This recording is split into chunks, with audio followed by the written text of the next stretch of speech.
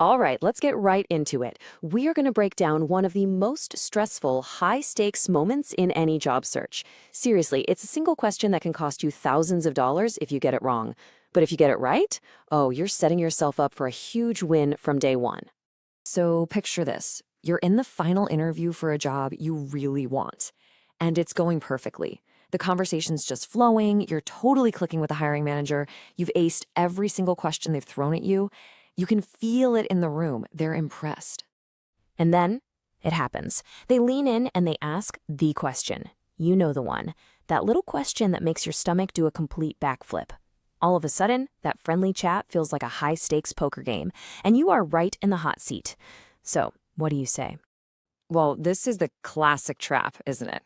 If you aim too high, you run the risk of them just saying, nope, too expensive, and showing you the door.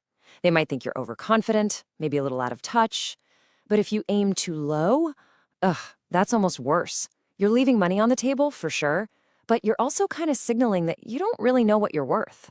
So here's the one thing I want you to burn into your brain. That first number that gets said out loud, it is never just a number. It's a powerful psychological tool that frames the entire rest of the conversation. And honestly, this is where most people make their biggest mistake. It all boils down to this really interesting mental shortcut our brains take called the anchor effect. See, our brains have this funny habit of latching on to the very first piece of information they get, the anchor, and then using that as a reference point for everything else. So in a salary negotiation, that first number dropped, that becomes the anchor for the entire deal. And you can see it right here, plain as day. If you start the whole thing off with a low anchor, let's say 70,000, the final offer is probably going to hover right around there. Maybe they'll nudge it to 75. But if you start with a high anchor, like 90,000, you've completely changed the game. The final offer is way more likely to land up near 95,000. You've just raised the ceiling for the entire discussion.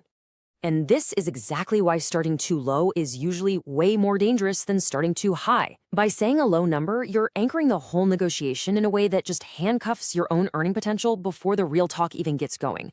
You've basically put a cap on your own success. So knowing about this whole anchor thing, what's the number one practical mistake that people actually make when they're put on the spot? It's not just about the number itself, it's about the reasoning you give for it. And there it is, the most common trap in the book. You get asked for your expectations, and you base your answer on what you're making right now. You say something like, well, I currently make X, so I'm looking for a little more than that. This is just a really weak way to frame your value, and I'll tell you why. Think about it.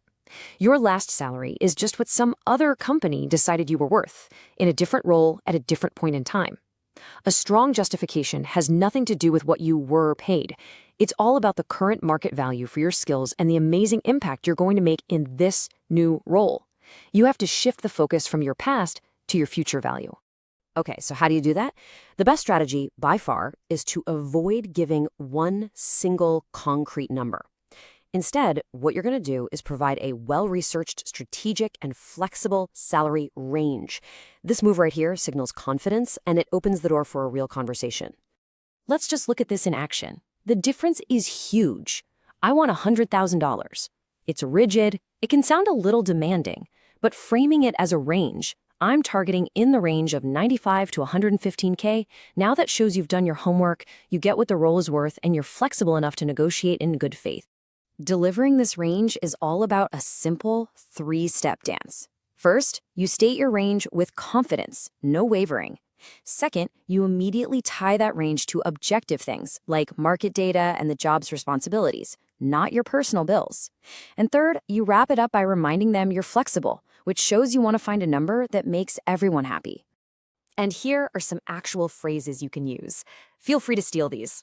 Notice how all of them take the focus off you and put it on external facts like market research and the job scope. Using language like this makes you sound less like a job applicant and more like a strategic partner. Of course, sometimes they're going to push back. A savvy hiring manager might say, that's a pretty wide range. Can you give us a more specific number? This is a test. They want to see if you'll cave. So how do you respond without giving up your advantage? You use a simple, totally professional pivot. You just turn the question right back around to them. By asking something like, I understand. What range did you have budgeted for this position? You politely get them to reveal their cards. This makes them be the first to state a specific number so you can react to their anchor instead of giving up yours.